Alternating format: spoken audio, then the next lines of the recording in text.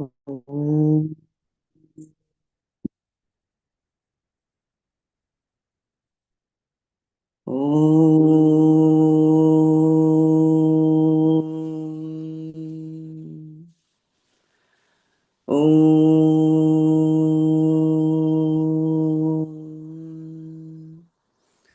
ॐ सहना भवतु सहनौ भुनक्तु सह वीर्यङ्करवावहै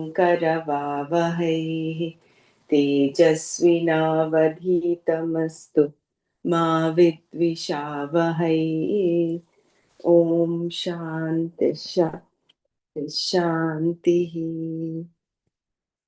नारायणं नमस्कृत्य नरं चैव नरोत्तमं देवीं सरस्वतीं व्यासं ततो जयमुदीरयेत्।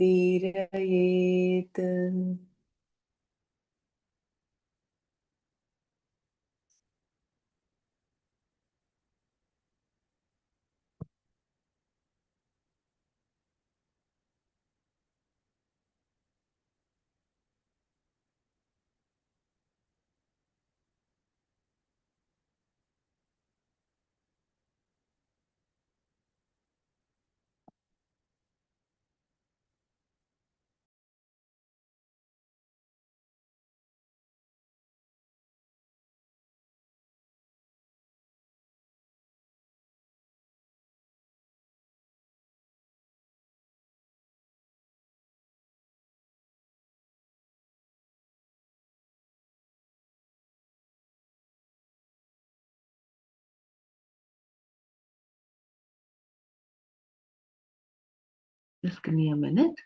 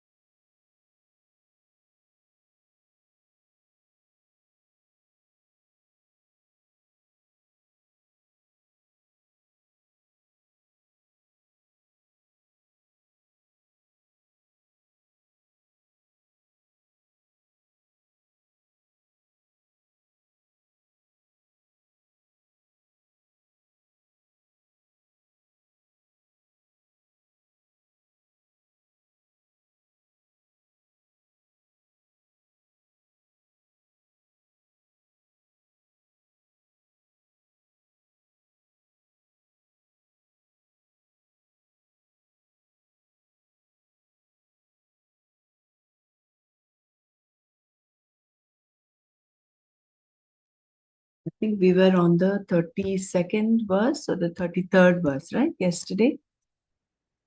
Just give me a second.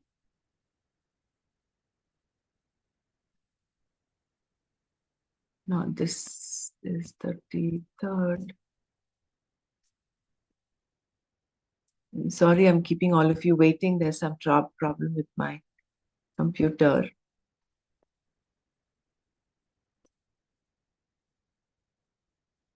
Yeah, we did this yesterday, I think.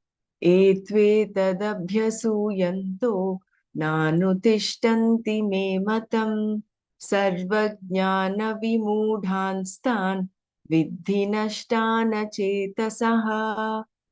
Whereas those who, being critical without reason, do not follow my vision, know them who are deluded in all realms of knowledge and devoid of discrimination as lost. I think this was done yesterday, but we just ran through this one.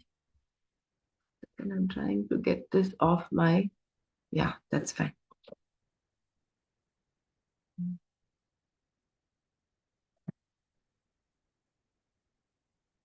So in the previous verse, Krishna spoke of those who followed his vision, his mata, meaning the vision of Ishvara, Ishvarasya matam.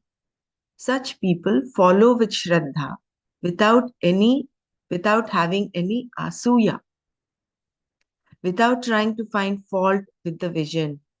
In other words, they are karma yogis. They too, te api, gain liberation just as sannyasis do. For Krishna to have said that two types of people gain liberation, moksha, is in keeping with what he said in the beginning about there being only two lifestyles, nishtas for moksha, either sannyasa or karma yoga. There is no third nishta at all. Whether one is a renunciate or a karma yogi, liberation can be gained. Throughout the Gita, there is often a tu, whereas, indicating that a contrast, which may seem to be a criticism, is being made to bring out the point Krishna was making. Suppose, for example, Krishna had said, this particular thing will release you and is therefore good for you. He would then also say, and if you do not follow this, you will have this particular problem. In other words, if you have knowledge, you are free. And if you do not, you have samsara. Here the article tu is to denote such a contrast. This particle also indicates an answer to a question, even though the question may not actually be stated. The question may simply be implied and the answer to it is introduced by tu. Tu is also used for emphasis. In this verse, however, tu contrasts people who do not follow the Lord's vision with those who do.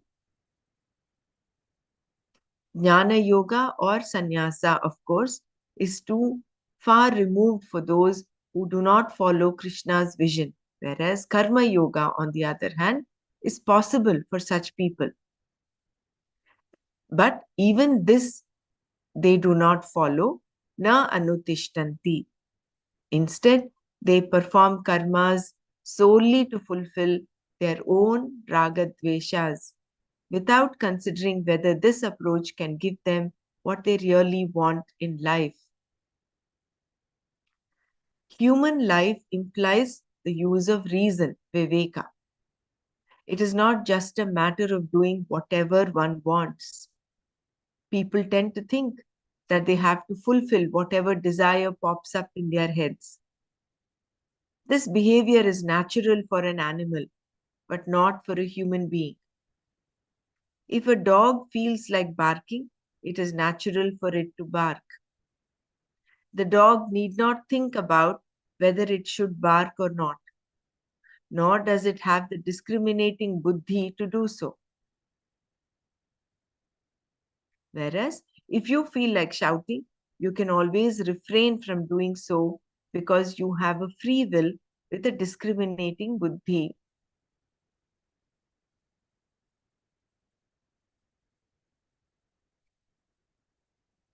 So human life implies discrimination. Living a human life implies discrimination. In order to live the life of a human being, a person has to make use of this buddhi, viveka. Krishna was talking here about those who do not make use of their viveka. In other words, those who do not follow his mata because they have asuya. They are abhyasuyantaha. To justify how they are living, they find some blemish or other with reference to Krishna's vision. They criticize it, disregard it, and put forth endless arguments to justify what they are doing. Being critical, finding blemishes in this mata, they do not follow it. So they are the ones who are at loss. With reference to these people, Krishna says, people know them, tan vidhi. Sorry, please know them, tan vidhi. Understand those who do not follow this vision to be sarva jnana vimudha, sarveshu jnaneshu vimudha, deluded in terms of all forms of knowledge.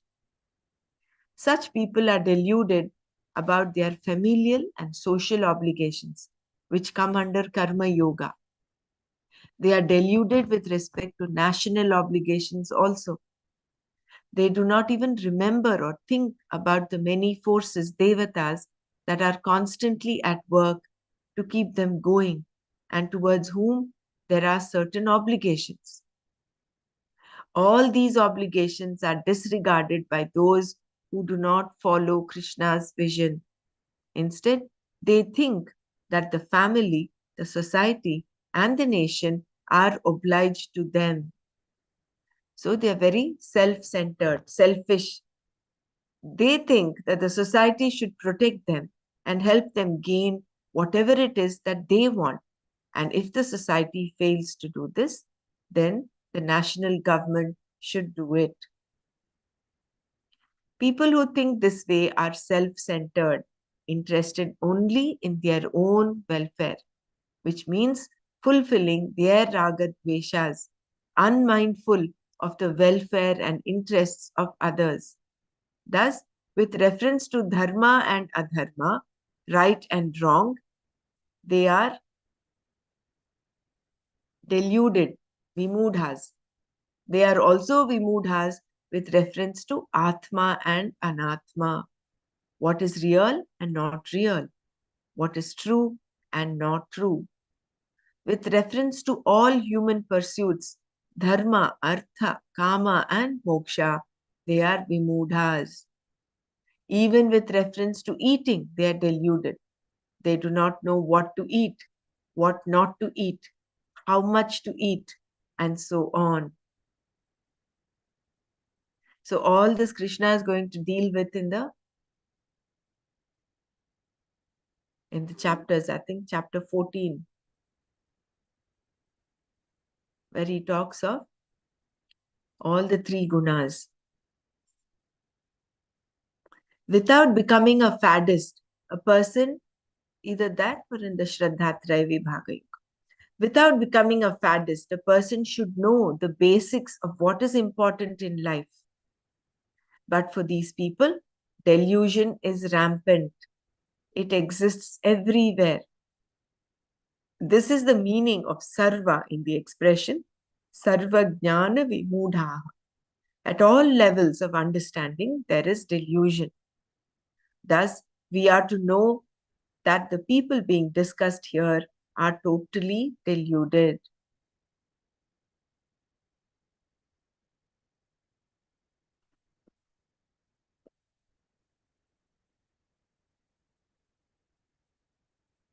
All understanding requires discrimination.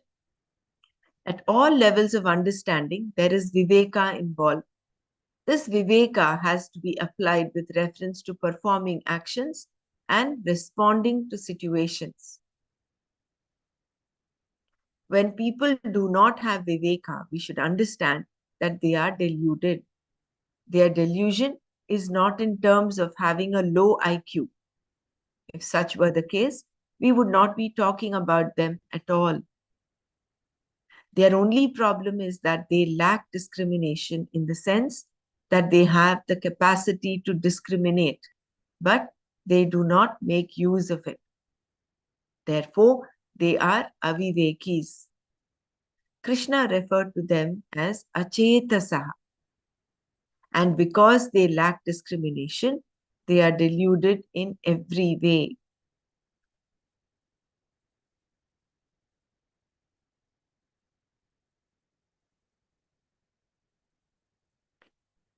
So, this is to say that their delusion is not about having a low IQ.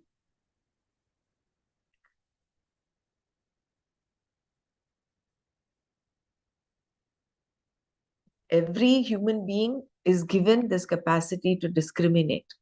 It's just that they do not make use of it.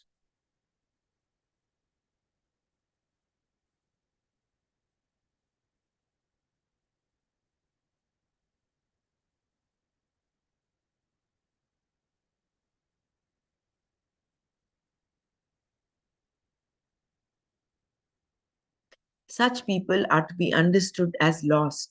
So he says, Tan nashtan vidhi. Know them to be lost. Nashta is one who is lost to everything, one who does not get what is to be gained in this world. It is like the Kripana, the miser. Miser is one that in Brihadaranyaka Upanishad, uh, Yajnavalkya tells Gargi. Gargi, the one who leaves the body without realizing the self, is a miser. So this is Nashtan. Tan Nashtan is also similar in the sense he does not get what is to be gained in this world. Therefore, everything is lost to him.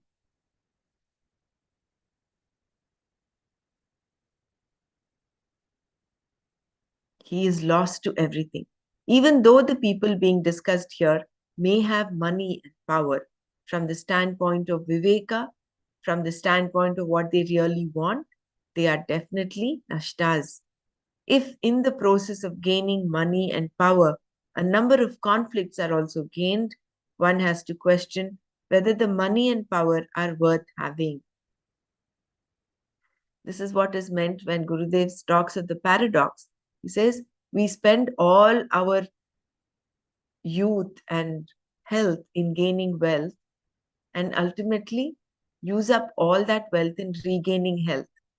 So we're only getting, most of the people are pursuing money and power aimlessly without knowing, without that discrimination. So they're out and out samsaris. A Viveki is one who always thinks about whether what he or she wants is good for him or her. One may want money for one's own happiness and peace, but if in the process one also buys a lot of conflict, sorrow, and sleepless nights, then the money is worthless to him or her. It may be useful to someone else, but not to him or her. If conflict accompanies any gain, the bargain is a bad one. How bad is it has to be seen, and your ability to do so is always in proportion to the discriminative power you have.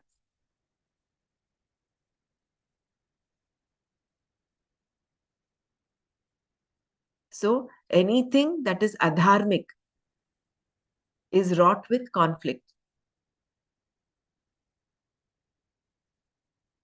So to begin with, that's fundamental. Therefore, a Viveki is one who always does things which are dharmic, on the right side of the law. A mature person, one who has Viveka, is one who sees the immensity of the loss involved when something is gained. When whatever you want to gain involves a great loss in terms of your happiness, your peace of mind, Shanti, you should be able to see the laws at work and refrain from the pursuit. This is what is meant by viveka, and maturity. When you take all the pros and cons into account, you may find that what seemed like a good bargain is not really a bargain after all.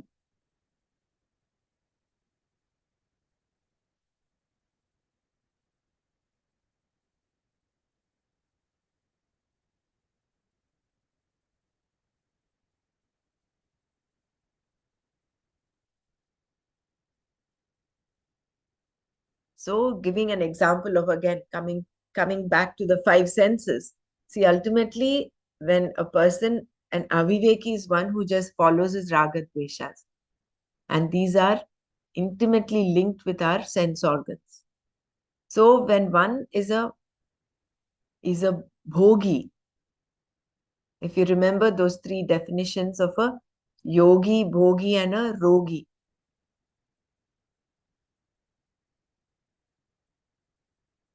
A yogi is one who manipulates his mind, whereas a bhogi is one who manipulates the world, whereas a rogi is one who's so deluded that he cannot even manipulate the world.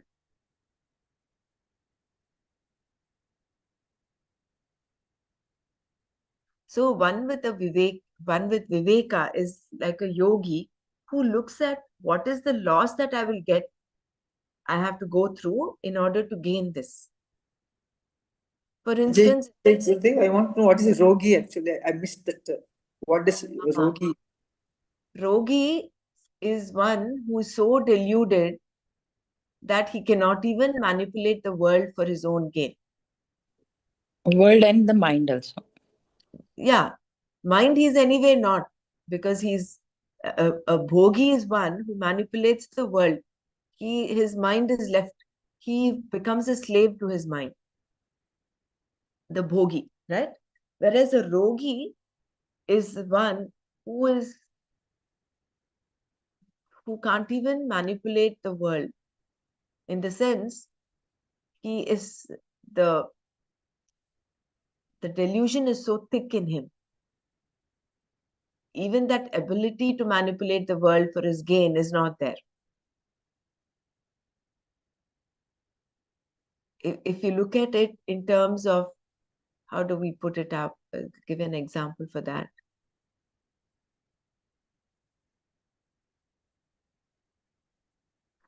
I don't know whether we can Maybe consider. tamasic quality. Yeah, Yeah. tamas, yes, but I didn't want to use the word tamasic here because then might give us a wrong concept. Totally, yes, totally like a And they don't terrorist. have discrimination, is that what you're Yeah, saying? no The other thing discrimination. I thought yesterday was Dr. Brahmara that Kripana, Yeah, the miser, we one who doesn't use their mind, uh, they become Kripana. I yes, wasn't it was the, yeah, Kripana and that Tan Nashtan Vidhi, sure. they resonate with each other because that is what it is.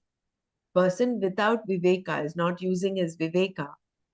When a human being, let's leave those that are physically, emotional, mentally challenged aside. We're not talking of them.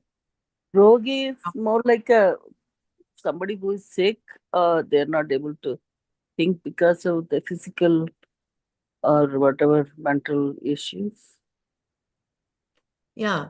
I mean, See, literal meaning is rogi is like somebody who is sick, right? Like, who is sick, correct? yeah, Who's so sick in the mind right. that he's not even doing things um, in an intelligent way, so to say. Yeah, it become like glaciers, right? Like the one who like when you what do you call the pratibandhakas or something? Yeah. Uh, it's like obstructions to Mm. gain the spiritual gain or like that thing. So because of these issues, the illness, because they probably just dwell on what they have suffering or whatnot, Yeah. but They can't think of anything else. Like, He's incapacitated. Yeah, come again, Maltiji. He's incapacitated, I think, Others, So to other say. people, other two people have at least some capacity to change. Correct. Rogi incapacitated. Yeah. So in a way, what Dr. Mara said is true in the sense their tamas. See, if you look at the sattva, rajas, tamogunas, their tamas is so thick that they are like slothful. They're so lazy, even to enjoy the world. They do not, they don't even make use of the world, so to say, to enjoy. Basically, if you look at it there with reference to avidya, the thicker the avidya or thicker the aviveka, it is different grades of thickness. So thickest is that for the rogis, a little thick is for bhogis, and it's the thinnest for those that are yogis. So the yogis are able to use in inverse proportion to the aviveka and the avidya is viveka. So viveka is shining forth for a yogi. So he is focused only on manipulating his mind. He says, I know all this is unreal, all this is changing. What I need to do is focus on the inside, antarmukhi. So he works on his inside. Whereas the bhogi is deluded to an extent that he's pursuing his raga dveshas. Like this person here in this verse, who Krishna says, Tan vidhi nashtan. He loses everything. He's lost to everything. So a mature person, one who has viveka, is one who sees the immensity of the loss involved when something is gained. When whatever you want to gain involves a great loss in terms of your happiness, your peace of mind, shanti, you should be able to see the laws at work and refrain from the pursuit.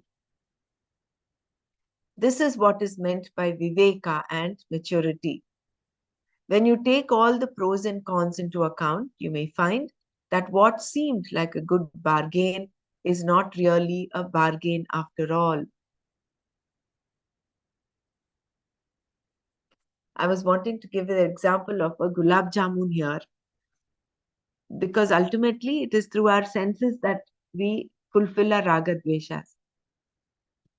So here, the example of an aviveki, for instance, a person knows that he should not overeat, but then if he indulges himself into the second and the third and the fourth, when he knows this is not going to be good for him, but he indulges. Here, in this example, a viveki is one who will say, no, this is not for me. So he handles his mind and he's able to refrain from doing that. So he's left without any conflict. So he looks at the immensity of the loss. So, okay, if I eat this, and God, if in addition to just, he also has the title of having diabetes, even more so. So he refrains from eating it. So he knows if I eat this, my sugar levels are going to go up. I'm told sugar is not good and therefore I should refrain from it. So he looks at the pros and cons, and what seemed like a good bargain, it's actually it's tasty. Everybody says it's very delicious. So it seems like, oh, I have to enjoy it. But then that seems like a good bargain, but actually it is not. Why? Because in the long run, it is not good for me. So therefore, he's able to use his viveka there. Discriminative intelligence is using that guy. Yeah. Thus, the viveki is one who is not lost, not nashta. Those who are nashta are lost in the sense that they do not get anything here in this world, much less in the hereafter. They are not dead, they are lost, and this we are to know. In chapter 2, we have seen how the same idea was expressed. There too, the word pranashyati, he is destroyed, was used.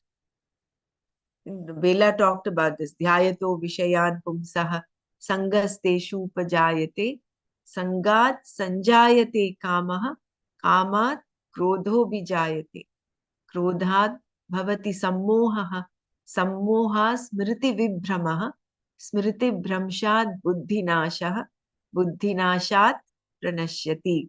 So that pranashyati was also used there. There it was said that for the one who dwells upon a given object, dhyayataha pumsam, there develops an affection, some love for the object. And what a person loves, he or she wants to have. Thus, with reference to the object, a desire is born. Kamaha upajayate. If the desire is fulfilled, there is no problem. Only if it is not fulfilled, is there a problem.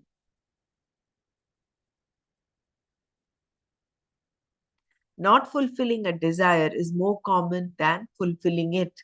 Therefore, the unfulfilled desire leads to krodha, anger. And once anger comes, you are lost. Among other things, anger brings about an inner torpor and prevents you from understanding the true situation.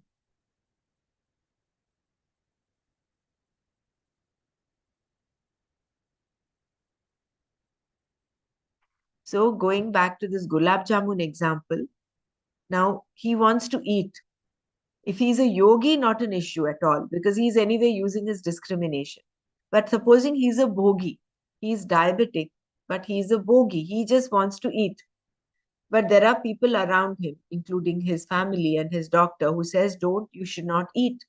So what is there? There is a conflict. He wants to eat. His desire to eat the gulab jamun is obstructed by people around him telling him he should not eat.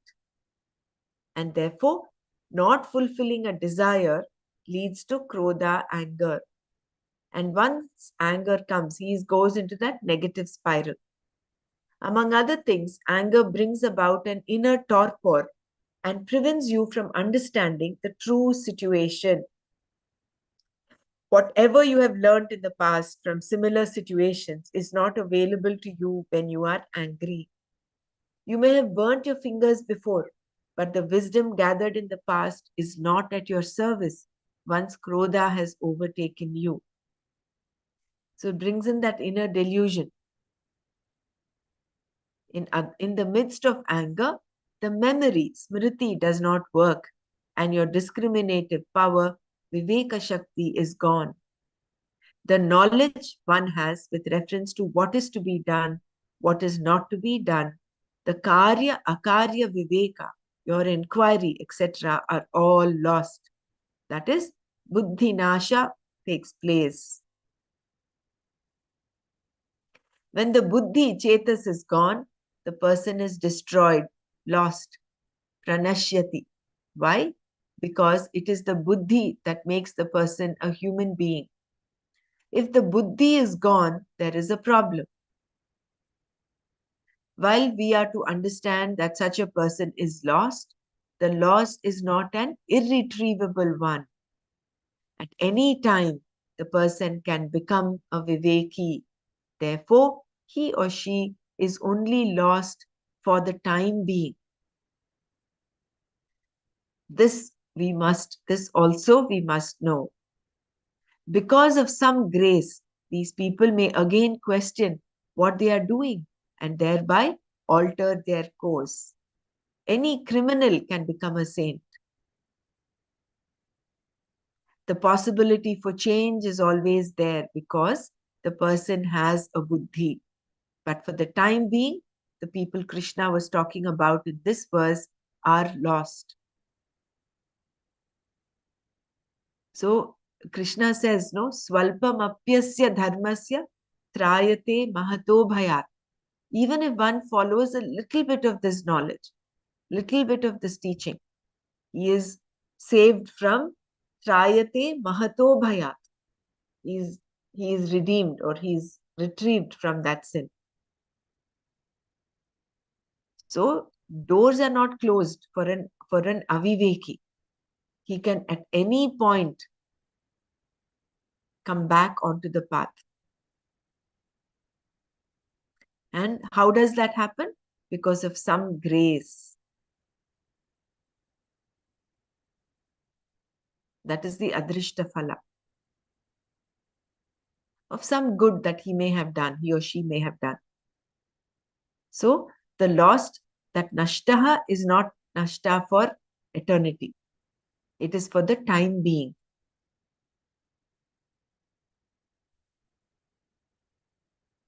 This is what we've seen, no? If we do not exercise Dhamma, we tend to, and if you're not like the tortoise withdrawing its limbs when when uh, when encountering sense objects, when we indulge in the world, there is something that pinches you, right? So that is that viveka that is still layered, lingering around. So if that little flame, little flicker of a flame, you add more viveka into understanding, it becomes a bigger flame. And that in that light of that viveka, you can retrace, come back and take the other route, change course from being a bhogi to being a yogi. So the possibility of change is always there. Shankara introduces a question here in his commentary. Given that Krishna had made his vision, his mata, so very clear, why do these people not follow it? What Krishna had said is reasonable and well explained. When the nishtha, the karma nishtha he talks about, has been so carefully reasoned out, why do the people not follow it? Why do they follow something else? The reason given is that each one acts according to his or her nature, swabhava. Because animals are programmed to behave in a certain manner, nothing can be done about it. Thus, a donkey brays or a tiger kills. It is because it is their nature, their swabhava to do so. A human being also has a swabhava. Some past, perhaps, even a remote past is there for the person, and that becomes his or her swabhava. Whatever the person does is in keeping with his or her swabhava alone. The next two verses are particularly beautiful in this respect. So, why when Krishna has laid out his mata, this is what my teaching is, why doesn't everybody follow it? And why do they just follow their raga dveshas?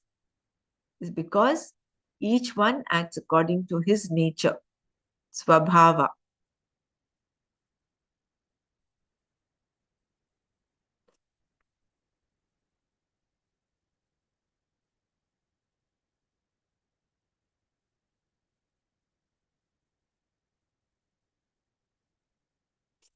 Whatever the person does is in keeping with his or her swabhava alone. The next two verses are particularly beautiful. So let's see. Sadrisham cheshtate swasyaha prakritirjnanavanapi prakritim yanti bhutani nigrahah kim karishyati. Jnanavan, a wise person, api, even, swasyaha, one's own, prakritehe, nature, sadrisham, in keeping with, cheshtate, acts, bhutani, beings, prakritim, one's own nature, yanti, follow, nigrahaha, control, kim, what, karishyati, will do. So, jnanavan api, स्वस्याः प्रकृतेः सदृशं चेष्टते भूतानि प्रकृतिं यान्ति निग्रहः किं करिष्यति. Even a wise person acts in keeping with his or her own nature. because all beings follow their own nature. Of what use is control?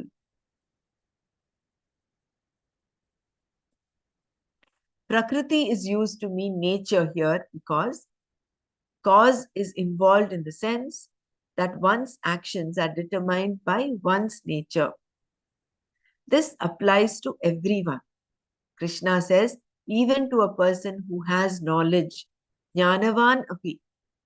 The only difference is that the nature, the prakriti of a wise person is good, and therefore his or her actions will be good.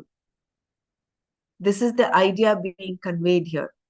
And if even a jnani, a person of knowledge, performs actions according to his or her own swabhava, his or her own nature, what control is possible?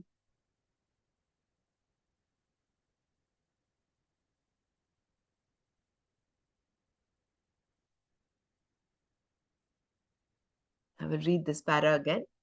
So, Prakriti is used to mean nature here because cause is involved in the sense that one's actions are determined by one's nature.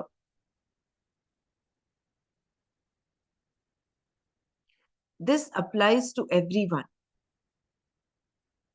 And if you look at what the actual meaning of Prakriti is the cause of the whole creation. It's because of Prakriti. Although the ultimate cause is Purusha, Prakriti is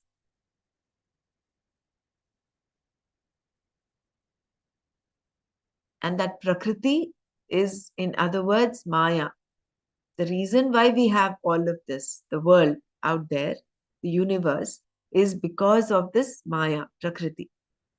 But here it is considered to be nature. Why? Because everyone's actions are determined by his nature. So the actions there's a cause why a person acts this way. It's because of his nature. This applies to everyone. Krishna says, even to a person who has knowledge, jnanavan api.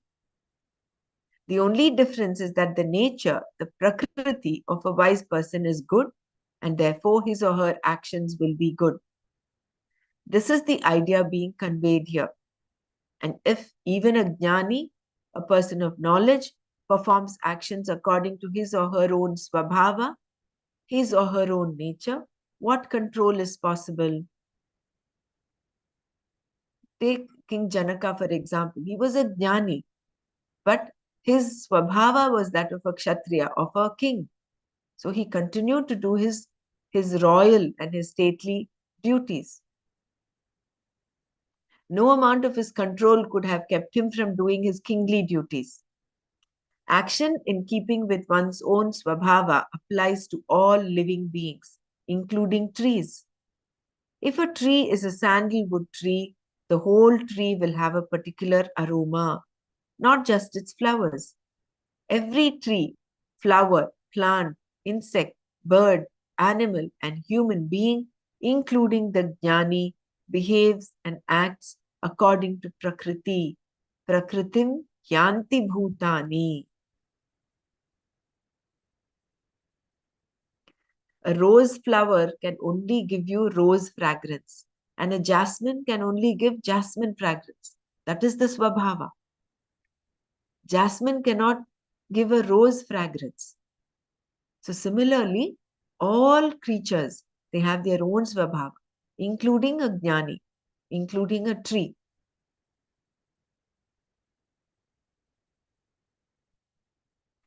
One's nature cannot be controlled.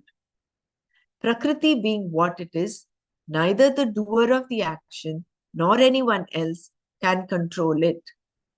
Krishna himself cannot control it, as Shankara points out in his commentary. This is because the person has been given free will, which gives him or her the capacity to say no to anything. Therefore, what is here that can control it? Nigraha kim karishyati. Unless the person listens to Krishna's vision and decides to behave differently, how is he or she going to stop a particular behavior or action. And if the person chooses not to listen, there is no don't that can control what such a person does. I'll repeat this paragraph. So once nature cannot be controlled, Prakriti being what it is, neither the doer of the action nor anyone else can control it.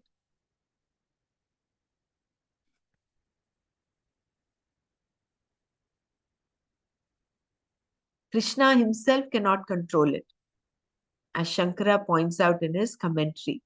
This is because the person has been given a free will, which gives him or her the capacity to say no to anything. Therefore, what is there that can control it? Nigraha kim karishyati?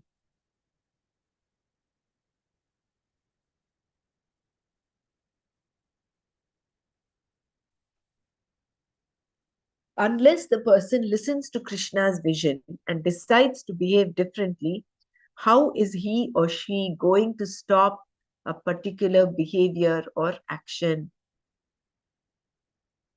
See, so there is control that is possible provided he listens to Krishna's vision. So let's park that there. And if the person chooses not to listen, there is no don't that can control what such a person does.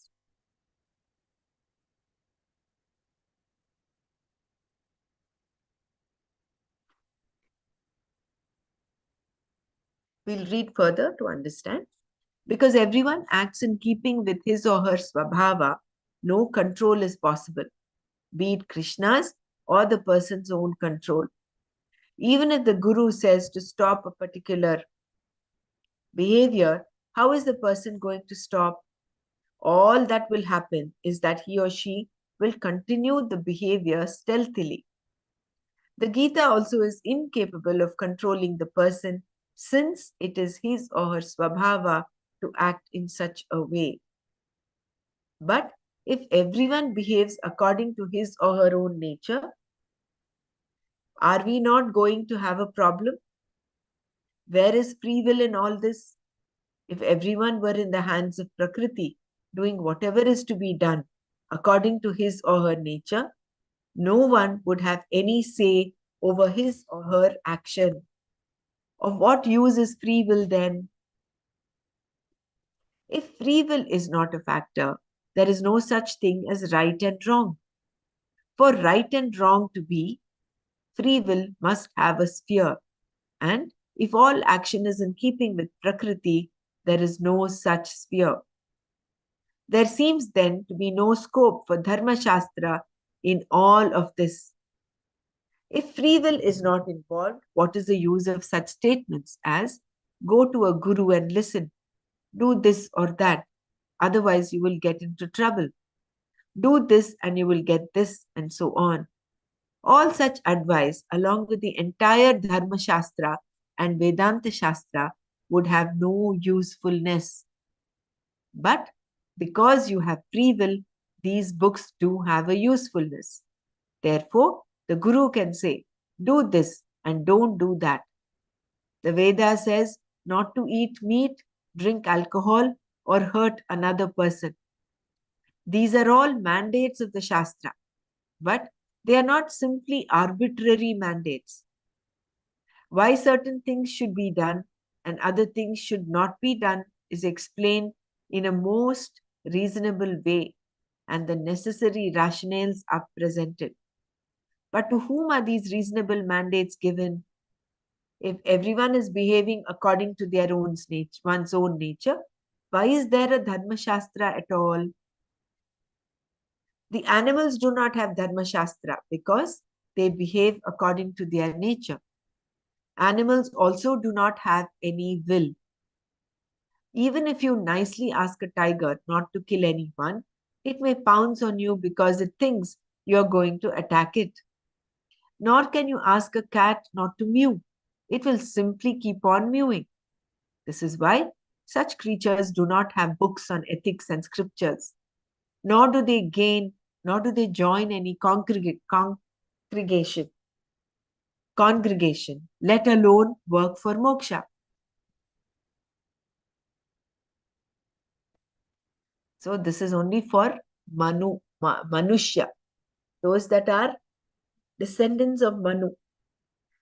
The mandates are addressed only to human beings because they have free will. But here, Krishna was saying that each one behaves according to his or her prakriti and nothing can stop it. This came like a big bombshell for Arjuna because he had always thought that he should do something. Now Krishna was saying, no, you just go by your prakriti because nothing can stop it anyway. What does this all mean? See, this is the contradictory nature of Gita, right? So the next verse, so then there is something that we must understand, and Krishna began his explanation of the next verse. So what we are asked to have is Shraddha here. Shraddha is saying it is not that the Shastra is wrong. It is not like what Krishna is saying is contradictory and is wrong. My understanding of it is not right. So let me go deeper and understand. So that is how we can become an Anasuya, not finding fault with the teaching. Otherwise, it's very simple to say, oh, what is this? Krishna says, be a yogi, not a bhogi. Manipulate your mind, not the world. And now again, he's saying, you have no control, what use is control, because everything is determined by Prakriti. So there you have Shraddha and you say, yes, let me understand better. Yeah. So we'll stop here. We'll do the next verse tomorrow. So this is very clear in the sense the Dharma Shastra is meant for human beings. All other animals live instinctively. They live by their own nature. But human beings being given the capacity of viveka, discrimination, have also been given a free will. So this free will includes kartum shakyam, akartum shakyam, anyatha va kartum shakyam. And for that, we'll see in the next verse how, despite Prakriti taking over and determining one's actions, how he can use his free will to counter this. Yeah. Anyone wants to share anything?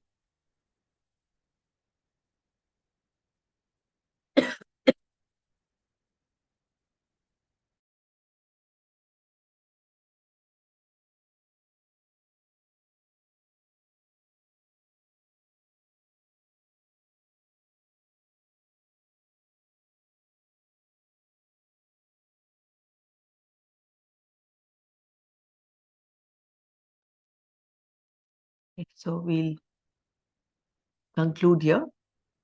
Om Loka Samasta Sukhino Bhavantu. Om Shanti Shanti Shanti. Om Tat Sat. Shri Krishnarpanamastu. Jai Gurudev.